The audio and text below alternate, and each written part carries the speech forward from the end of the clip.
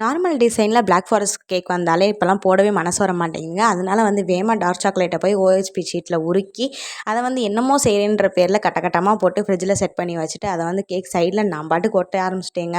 அப்போ தான் என் வீட்டுக்காரர் வந்துட்டு இதை இப்படி ஒட்டுறதுக்கு பதிலாக நீ கீழேருந்து மேலாப்பில் ஒட்டினேன்னா சின்னதுலேருந்து பெருசாக வேணி சூப்பராக இருக்கணும்னு சொன்னாங்க. அதுக்கப்புறம் தான் இந்த மரமண்டைக்கு தோணுச்சு, ஆமாம் அப்படி பண்ணால் சூப்பராக இருக்குங்க, சரி விடுங்க அப்படின்னு சொல்லிட்டு மனசை தேர்த்திக்கிட்டு இந்த கேக்கை வந்து நீட்டாக வந்து ஃபினிஷ் பண்ணிட்டேங்க. மிச்சம் மீதி இருந்த பீஸை ஃபுல்லாமே கேக்கில் வந்து சொருகி முடிச்சு விட்டுட்டேங்க. அதுக்கப்புறம் பார்த்தீங்கன்னா 2 மாதம் வந்து செரி பழத்தை யூஸ் பண்ணவே இல்லை. ஏன்னா நார்மல் கேக் ஆர்டர் வரவே இல்லை. அதனால வந்து அதையும் சொருகி விட்டுட்டு இந்த கேக்கை வந்து முடித்து நம்ம வந்து ஃபைனல் பண்ணிட்டோங்க. அண்ட் நம்மகிட்ட 1 கேஜி வாங்கினா 1/4 கிலோ ஃப்ரீயாகவும் கொடுத்துட்டு இருக்கோம். அந்த கஸ்டமருமே வந்து ரிவ்யூ அனுப்பியிருந்தாங்க. So satisfy sister.